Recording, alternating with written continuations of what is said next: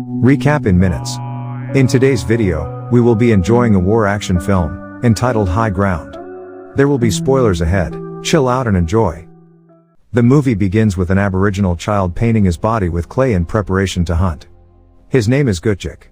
Once done, he then begins the journey of finding his target. He is accompanied by his grandfather and also by his uncle, Baywara. He spots a wallaby and aims for it but misses badly.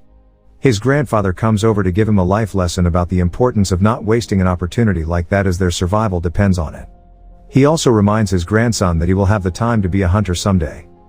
While Gutchik and Baywara are traveling, they stumble across two hunters who are being followed by the authorities because they killed a cow. The police are looking for them.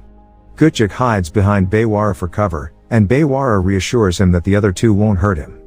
The hunters are then brought to the village so that they may be protected there.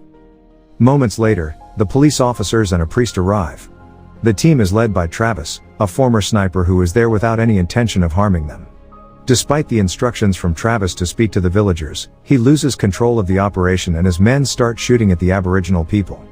Travis is forced to turn against his men to stop the onslaught. Gutchik witnesses the killing as it unfolds. He tries to hide underwater but Travis spots him. He is comforted by Travis as that was not the intention of his team when they arrive to speak to the hunters. Gutchik is taken along with Travis and his men as they go to the East Alligator River Mission outpost. Claire, who is in control of everything, has Gutchik tucked under her arm. The little kid has not yet recovered from his trauma. Braddock, Eddie, and Travis finally have the time to talk about what just happened. They have no idea yet how to report the incident to their superior. That was not what they intended to accomplish. 17 were killed including children. Claire returns back and gives Travis a slap to the face. Travis walks out and tells Eddie that he does not care what Eddie will tell their superiors about what happened. He leaves the outpost and ultimately his job instead of burying the truth about what happened. During this time, Gutchik's grandfather comes home from a hunting trip to find that his people, including his daughter, have been brutally killed. Baywara, the father's son, is having trouble breathing. He makes a solemn promise to heal his son. 12 years later, Travis and Walter are hunting a crocodile when Moran, Travis' former superior, arrives. Travis is certain that there's something very important that he came for. Moran tells him that there's been violence in the area where the incident happened. Baywara and his men are wreaking havoc to ward off the new settlers. They call themselves the Wild Mob and they are ruthless. In fact, they killed a white woman a few weeks ago. Moran is anxious that Baywara's name will become more well known, that he will develop a reputation, and that he would, as a result of this, tell the truth about the slaughter. Eddie and Travis should go in search of Baywara and his men and kill them since this is the conclusion that Moran has in mind for the situation. Gutchik has been caught in the area where Baywara and his squad died from their injuries. He informs the locals that Baywara is his uncle, but the villagers don't believe him. Baywara steps forward just as the villagers are ready to inflict harm on Gutchik and implores them to desist from doing so. After the massacre, the two are coming face to face with one another for the very first time. Moran, Eddie, and Travis have returned to the outpost where they were before. There is a little boy heading in their direction. Travis is curious about the identity of the kid.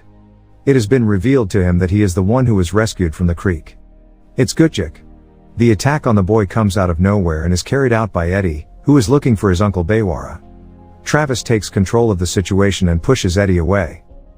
Gutchik is concerned that Travis might harm Baywara if the latter decides to cooperate and provide information about the whereabouts of his uncle.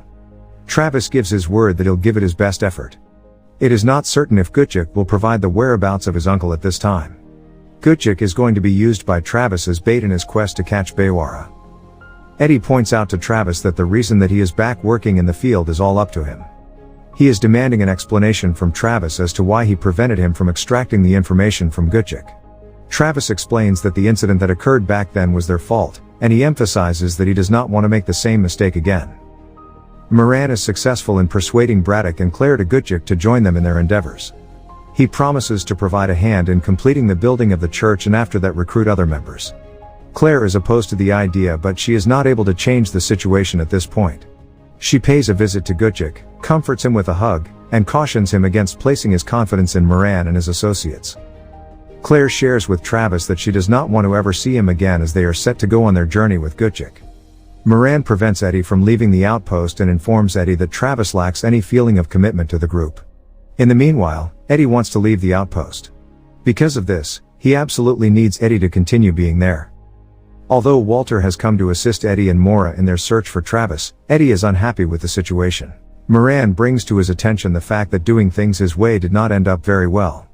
Moran loves Walter since he does not make errors. As Travis and Gutchik head toward the area where Baywara is being held, the two are beginning to feel more at ease with one another. Even how to fire a gun is something Travis teaches him. After that, he informs Gutchik that he can save his life while he is still in charge and is tasked with finding his uncle, but Gutchik refuses to comply with him. He continues to try to save his life. On top of the hill, Travis notices Eddie. He is now aware of what it is that he is doing. Eddie and Walter are successful in following Travis and ultimately catching him off guard when they ambush him. Travis does not respond to their inquiries on the whereabouts of Gutchik. Eddie points a pistol at Travis and tells Gutchik that he will murder Travis if the latter does not come out of the house. There is no sign of Gutchik wherever to be located. Walter aims the gun at Travis' neck. As soon as he does that, Gutchik comes out and aims a gun at him. Travis takes Walter's guns and asks Eddie to tell Moran that he will do things his way moving forward. Walter is eager to retaliate once they are back in their camp. Eddie lets him know that more men are coming to reinforce them. Both are infuriated by how their plan went south. Just when Travis believes that he is in control, Baywara and his warriors come out of nowhere. Travis then is disarmed. He is then taken to the hiding place of the wild mob. Baywara and Gutchik's grandfather is not happy that Travis is taken there. He confronts Travis and lets him know that only he can judge his grandson if he is guilty or not. Travis warns him that by keeping his grandson from the authorities, he puts the lives of his people in danger. The grandfather then demands to speak with Travis' superior. Travis takes the grandfather and some of the villagers to Moran. The grandfather expresses his gratitude to Claire and her brother for raising Gutchik. Moran explains to the grandfather the need to uphold the law. Baywara broke the law and he needs to be held accountable for his actions. The grandfather explains that the law that his people follow is a perfect one as it comes from Mother Earth. He also reiterates that being the father of Baywara, he has the right to decide if his son committed a crime or not. The grandfather then demands that Moran give up the man responsible for killing his people if he really stands for justice. Moran explains that it's not as simple as that. Doing so will require the approval of several people and the process takes time. Moran then receives news that the wild mob hits another station. That's when Moran puts an end to the meeting. Gutchik witnesses several hunters committing rape on Esmeralda, the lady with whom he is obsessed, while the peasants are making their way back to their hamlet. He takes out one of them with a shot as Esmeralda completes the task. After informing his uncle that Travis was a soldier who instructed him on how to wield a rifle, Gutchik is challenged by his uncle when they arrive at the camp where they are staying. It is brought to Baywara's attention who killed his family and their people. Travis fires a shot at him just before he is about to use his weapon on Gutchik, which causes him to explode into a fit of rage. Commotion ensues as gunshots are coming from different directions. Travis and Gutchik cross paths. Now that Gutchik is aware of what Travis did, he fires at him and hits his belly. Gutchik then runs away. Travis is then taken to the camp where he is restrained by Moran. He does not want to take his chances anymore. Moran expresses his disappointment in Travis. Gutchik is asked by his grandfather if he wants to be like his uncle. He reminds his grandson that Baywara had the potential to become a great teacher, but his anger consumed him after the massacre. He is a different person now. Gutchik is told not to follow his uncle's path. Esmeralda shares with Travis that she used to work at the station. Her boss was abusive, so she told his family. As a consequence, her boss killed her entire family.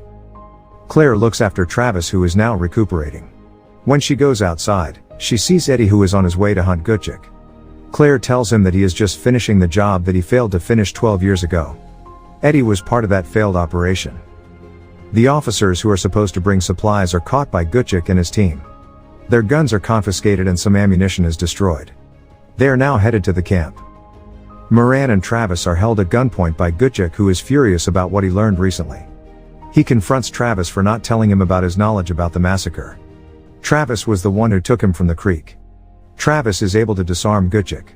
As Moran is about to kill Gutchik, Travis shoots and kills the officer. The movie ends with Eddie arriving at the scene and aiming his gun at Gutchik. This is the moment he's been dreaming of. Before he gets the chance to squeeze the trigger, Claire kills him. She then gives Gutchik a hug.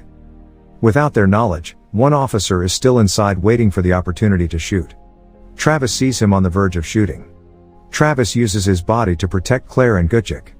Travis is fatally wounded. He grabs Gutchik's hand wanting to apologize for what happened, but he is too weak to speak. Moments later, he passes away while the officer escapes. Thanks for watching. Subscribe for more videos like this and help the channel grow.